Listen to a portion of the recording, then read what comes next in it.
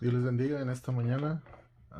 Vamos a ver en esta mañana la segunda parte de lo que estuvimos viendo el pasado miércoles, del estudio que estuvimos viendo sobre la Pascua y Jesucristo, el verdadero significado. Y en esta mañana vamos a ver la segunda parte. Para que esté al corriente de lo que estuvimos viendo el miércoles pasado, tiene que ver el video para poder seguir el esquema de este estudio. Y en esta mañana vamos a ver esta segunda parte, la Pascua, Jesucristo, el verdadero significado. Entonces, después de que Dios tuvo que hacer este primer sacrificio al matar a un animal inocente y derramar su sangre para expiación y encubrir su pecado, lavar su pecado con la sangre de estos animales inocentes, por causa de este pecado, este mundo se corrompió y se pudrió como una manzana podrida. En Génesis se pudrió la humanidad de tal manera que Dios quiso erradicarla, exterminarla por completo.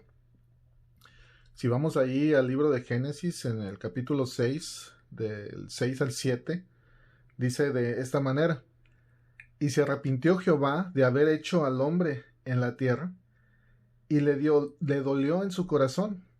Y dijo Jehová: Reharé sobre la faz de la tierra a los hombres que he creado, desde el hombre hasta la bestia, y hasta el reptil, y las aves del cielo, pues me arrepiento de haberlos hecho.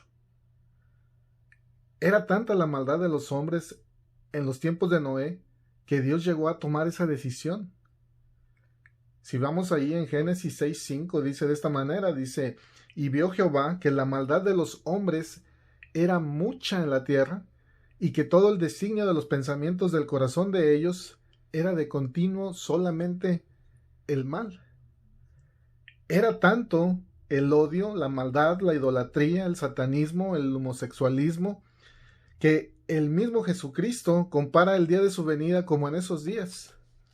Si vamos ahí a Mateo capítulo 24, versículo 37 al 39, dice de esta manera: Mas como en los días de Noé, así será la venida del Hijo del Hombre. Porque como en los días antes del diluvio estaban comiendo y bebiendo, casándose y dándose en casamiento, hasta el día que Noé entró en el arca. Y ya no entendieron, y no entendieron hasta que vino el diluvio y se los llevó a todos. Así será también la venida del Hijo del Hombre. Según mis cálculos, yo he estudiado en un tema profundo los tiempos. Ahí en el libro de Génesis da las fechas de las personas, cuánto tiempo vivieron, en qué fue lo que vivieron, quién nació después del que murió. Y haciendo una cuenta uh, precisa, según mis cálculos, desde Adán hasta el día del diluvio pasaron 1591 años para que Dios tomase esta terrible decisión. Por esto les digo que el Dios que se predica hoy en nuestros tiempos, el Dios que es solamente amor, y las iglesias modernas solamente se dedican a cantar y a cantar y a cantar, no conocen al Dios de la Biblia, no conocen al Dios verdadero. Dios no ha cambiado. Dios sigue siendo el mismo ayer, hoy y siempre. Y estas generaciones nuevas no conocen al verdadero Dios, al Dios que es fuego consumidor, pero también es un Dios de amor. Por eso deben de conocer al Dios verdadero, al Dios lento para la ira y grande en misericordia. Y podemos ver su misericordia ya por más de 2000 años que ha tenido con este tiempo de gracia que nos ha dado el Señor. Entonces conozcamos bien a Dios verdaderamente, y después de que la tierra se corrompió de tal manera, pasaron este tiempo, 1591 años, y Dios tomó esta terrible decisión. Dios mató, exterminó a toda esa generación pecadora y quiso hacer como comúnmente se dice, un borrón y cuenta nueva. Dios halló gracia en un hombre, Si vamos ahí al libro de Génesis, capítulo 7, versículo 1, dice de esta manera: dijo luego Jehová a Noé: entra tú y toda tu casa en el arca, porque a ti he visto justo delante de mí en esta generación perversa. Y en esta ocasión aquí hago un paréntesis para que nosotros, los que conocemos la palabra de Dios, los que estudiamos los tiempos, sabemos que la venida del Señor está cerca. Ahorita lamentablemente se están cerrando iglesias donde se predica la verdadera palabra, el verdadero mensaje de arrepentimiento, de que vengan a Cristo, que sean salvos. Ese mensaje no les agrada. Incluso nosotros ya en esta congregación ahorita que donde estábamos, la congregación decidió vender el edificio y están cerrándose no solamente con nosotros, pero se están cerrando muchas puertas, porque a las personas de esta generación no les gusta la palabra de Dios. Ellos quieren oír solamente Dios te quiere bendecir, Dios te quiere prosperar, con un mensaje enfocado en este mundo. Así que si tú eres un fiel cristiano o tienes temor de Dios, este es el consejo que Dios nos da. Entra tú y tu casa en el arca, porque ha visto Jehová, te ha visto justo delante de mí en esta generación perversa. Y este es el mensaje más enfocado en que en estos últimos tiempos, preocúpate por meter a tu familia en el arca que es Cristo Jesús. Ora por tu familia, ora por tus hijos, ora por tu esposo, por tu esposa, por toda tu familia cercana y métela en el arca, porque los tiempos se van a poner más fuertes, más feos. Entonces, solamente 8 personas se salvaron de esta perversa generación. Y lo mismo Dios nos está diciendo en este tiempo. Este mundo en el que vivimos hoy está comprobado como en los días de Noé, comparado como en los días de Noé. Hace unos días, en el carnaval de Brasil, en este carnaval, que es un ritual a Satanás, su mismo nombre lo dice, carne a Baal, fue un ritual satánico de 3 años desde la pandemia que no se celebraba este carnaval. Pues parece que estuvieran haciendo todos los preparativos para dedicárselo totalmente a su Dios, que es a Baal. E hicieron escarnio, burlándose del Hijo de Dios de una manera repugnante, pero el tiempo de la gracia se está terminando y el mismo Dios que tuvo la decisión de exterminar a toda esa generación perversa lo va a volver a hacer. Y lo podemos ver. En este carnaval, si se puede decir, si no conocen la historia, vean los videos, y les llovió literalmente, destruyendo muchos hogares por causa de esta blasfemia que hicieron contra el Hijo de Dios. En el pasado terremoto del 6 de febrero, cuando toda la gente se es conmovida por estas ya más de 35 a 40 mil personas que murieron en una noche, que perdieron su vida, ellos también 2 semanas antes habían sacrificado a 24 hermanos, a 24 cristianos ahí en las plazas, para que fuera como escarnio a aquellos que quieran seguir a este Jesús. Así que la ira de Dios, ese Dios que no ha cambiado, que sigue siendo el mismo, que es el mismo ayer, hoy y lo será mañana, ese mismo Dios de la Biblia, ese tiempo de gracia está por terminar. Así que tengan mucho cuidado de lo que, de la manera en que está en este mundo cristiano, siguiendo a Cristo. Bueno, así como Noé, entra tú y tu casa en el arca, que es Jesucristo, porque Cristo viene muy pronto.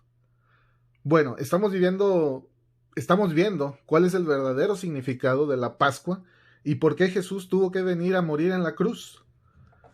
Dios decide eliminar lo malo y comenzar una vez más con Noé y su descendencia.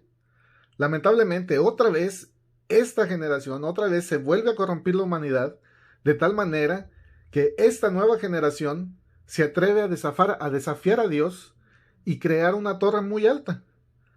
Y para muestra, un botón.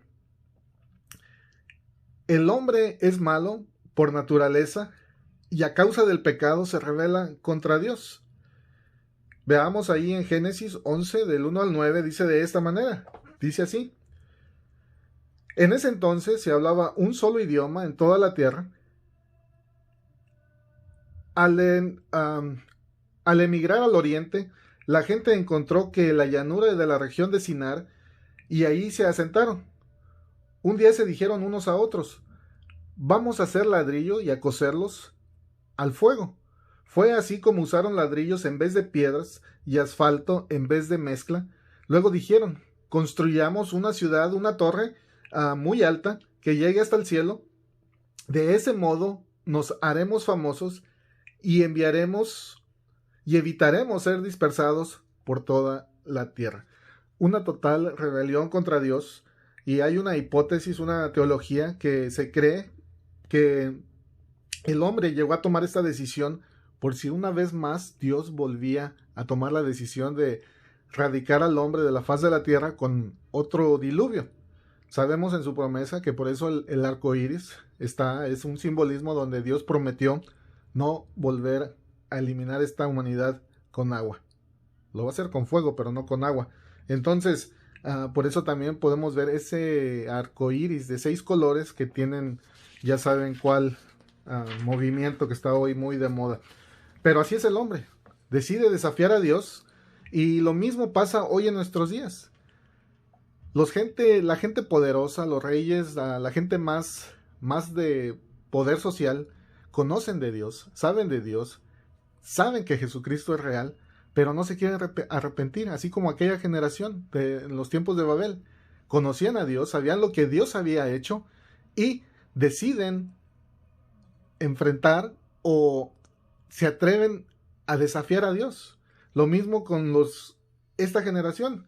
Vamos ahí en Apocalipsis 16, 12 al 17 y fíjense cómo harán estas personas, estos poderosos en los últimos tiempos. Dice: miré cuando abrió, Apocalipsis 16, 12, 17, dice: miré cuando abrió el 6º sello, y he aquí hubo un gran terremoto, y el sol se puso negro como tela de silicio, y la luna se volvió toda como sangre, y las estrellas del cielo cayeron sobre la tierra, como la higuera deja caer sus higos cuando es sacudida por un fuerte viento. Y el cielo se desvaneció como un pergamino que se enrolla, y todo monte y toda isla se removió de su lugar.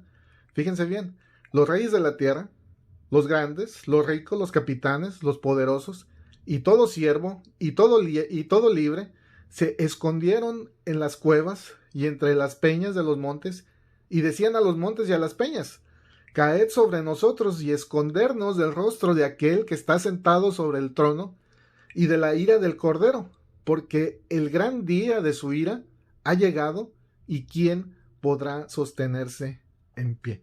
Sin ninguna duda, los poderosos de la tierra, los ricos, los magnates, los pobres, los chicos, saben de Dios, conocen de Dios, pero no se quieren arrepentir. Por eso a usted o nosotros vamos a los parques, a muchos lugares, queriéndoles hablar de Jesucristo. Ya sabe la gente que existe, pero no se quiere arrepentir. Pero estamos viendo qué tiene que ver esto con la Pascua. ¿Qué tiene que ver Jesús con la Pascua? ¿Por qué tuvo que venir a morir en la cruz?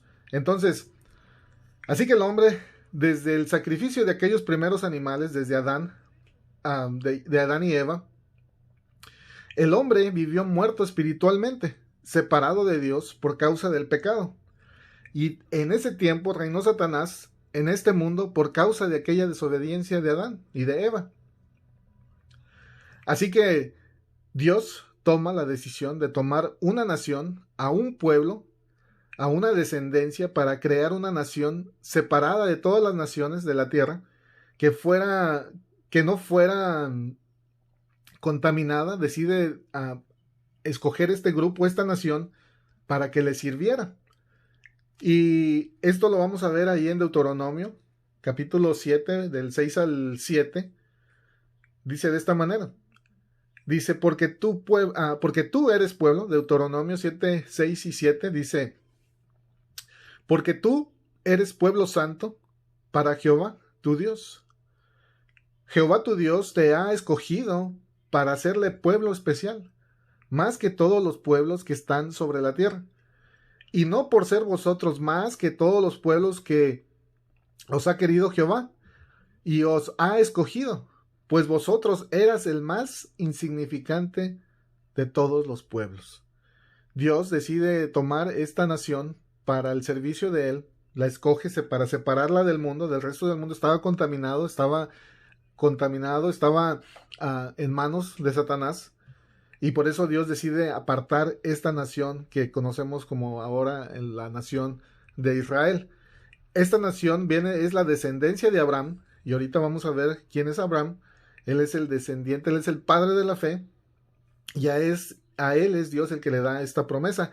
Ahí en Génesis 12, del 1 al 3, dice: y el Señor le dijo a Abraham: vete de tu tierra, de entre tus parientes y de la casa de tu padre, a la tierra que yo te mostraré. Haré de ti una nación grande, y te bendeciré. Engrandeceré tu nombre y serás bendición. Bendeciré a los que te bendigan, y al que te maldiga, maldeciré. En ti serán benditas todas las familias de la tierra. Entonces vemos de la descendencia de Abraham, era donde vendría a nacer la nación de Israel. Pero antes de todo esto, la fe de Abraham cree totalmente a Dios en esa promesa. Dios le concede un hijo llamado Isaac, pero Dios le iba a probar su fe a Abraham de esta manera. Vamos a Génesis 22, 1 al 8, y vamos a ver cómo esta fe iba a ser probada. Dice de esta manera, Génesis 22, 1 al 8, dice: aconteció después de estas cosas que probó Dios a Abraham, y le dijo: Abraham. Y él respondió: heme aquí. Y dijo: toma ahora tu hijo, tu único Isaac, a quien amas, y vete a la tierra de Morá, y ofrécelo allí sobre un holocausto en los montes que yo te diré. Y Abraham se levantó muy de mañana, y enalarbadó su asno, y tomó consigo 2 siervos suyos, y a Isaac su hijo, y cortó leña para el holocausto. Y se levantó, y fue él. Entonces dijo Abraham a sus siervos: esperen aquí con el asno, y yo y el muchacho iremos hasta ahí, y adoraremos, y volveremos a vosotros. Fíjense la fe que tenía. Él tenía la seguridad que iba a volver con su hijo. Y tomó Abraham la leña del holocausto, y la puso sobre Isaac su hijo, y él tomó en su mano el fuego y el cuchillo, y fueron ambos juntos. Entonces habló Isaac, el hijo, a Abraham, su padre, y le dijo: Padre mío, ¿y el cordero del holocausto? Y él respondió a Abraham: Dios se proveerá del cordero para el holocausto, hijo mío. E iban juntos. Hasta ahí la fe de Abraham era aprobada. ¿Aprobada? ¿Y de qué manera? Ahí en Génesis 22:9 dice de esta manera: y cuando llegaron en el lugar que Dios había dicho, edificó allí Abraham un altar, y compuso la leña, y ató a Isaac su hijo, y lo puso en el altar sobre la leña. Versículo 10. Y extendió Abraham su mano, y tomó el cuchillo para degollar a su hijo. Entonces el ángel de Jehová le dio voces desde el cielo, y dijo: Abraham, Abraham. Y él respondió: heme aquí. Y dijo: no extiendas tu mano sobre el muchacho, ni le hagas nada, porque ya conozco que temes a Dios, por cuanto no me rehusaste tu hijo, tu único hijo. ¡Qué hombre! Esa fe, si la tuviéramos todos, este mundo sería diferente. Versículo 13 dice: entonces alzó Abraham sus ojos y miró, y he aquí a sus espaldas un cordero trabado en un zarzal por sus cuernos. Y fue Abraham y lo tomó al carnero, y lo ofreció en el holocausto, en lugar de su hijo. Y llamó a Abraham el nombre de aquel lugar: Jehová proveerá. Por tanto se dice hoy: en el monte de Jehová será provisto. Aunque era una prueba para Abraham, y Abraham obedeció hasta el final, hasta el grado de sacrificar a su propio hijo, Dios lo detuvo para que no lo hiciera. Pero el sacrificio se tenía que hacer, el holocausto ya estaba ahí preparado, y se tenía que hacer ya no con la sangre del hijo, con Isaac, con el hijo de Abraham, sino que tenía que haber un sustituto. Este es el segundo sacrificio que vemos de animales registrados en la historia. Aquí se mostró, es una sombra de lo que Dios vendría a hacer más adelante, 2000 años después de este día, lo que el Padre verdaderamente iba a hacer con su Hijo. Aquí vemos el ejemplo de cómo Dios prueba a Abraham de tal manera simbolizando lo que el Padre, aquí Abraham no lo sacrificó, pero hubo un sustituto que fue ese cordero que estuvo atado. 2000 años más tarde, Dios, Él proveería este cordero, que es el Hijo de Dios, que quita el pecado del mundo. Pero esto solamente era una sombra de lo que Jesús haría 2000 años más tarde. Así que 2000 años antes, Dios sacrificó a los animalitos para cubrir el pecado de Adán y Eva. Aquí en esta ocasión no había qué pecado que cubrir, sino que era para ver lo que Dios haría, la sombra que Jesús, el Hijo de Dios, vendría a ser 2000 años más tarde. Algo que es de recalcar aquí en esta historia es que en ese mismo lugar, ahí donde se sacrificó ese cordero, es el mismo lugar donde 2000 años después Jesucristo fue crucificado. Pero aún no queremos llegar a ese punto, queremos ver todo el significado de la Pascua. Así que tuvo que hacer esto, esta es la sombra de lo que Jesús haría más tarde. Aquí vemos entonces el segundo sacrificio de un animal donde su sangre es derramada. Y como lo dije, no es para cubrir el pecado, sino para mostrar el amor de un padre que es capaz de sacrificar a su hijo por amor. Y aquí vemos lo que Dios iba a hacer por amor a la humanidad. El amor de Abraham hacia el Padre fue probado. Y si vemos en Romanos 5:8 dice, Dios muestra su amor para con nosotros en que siendo aún pecadores, Cristo murió por nosotros. Por eso es que quiero este motivo de presentar en la Pascua, la verdadera Pascua, verdadera, revelada, lo que es Jesucristo, lo que Jesucristo vino a hacer al mundo. ¿Por qué tuvo que venir a morir en una cruz? ¿Por qué tuvo que pagar por nuestros pecados?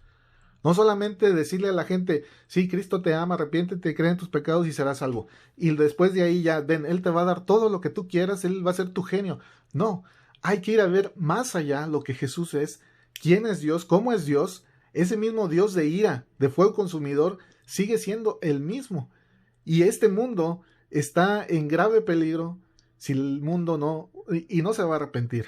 Pero aquellos que han de creer en el nombre del Hijo de Dios, pues para que sepan que Cristo viene. Y todo aquel que quiera recibir al Hijo, que espero que sean muchas personas que se arrepientan y conozcan la verdadera, el simbolismo, lo que refleja, lo que es Jesucristo, lo que vino a ser, y que conozcan la verdad, quién es Él y qué es lo que viene para esta humanidad.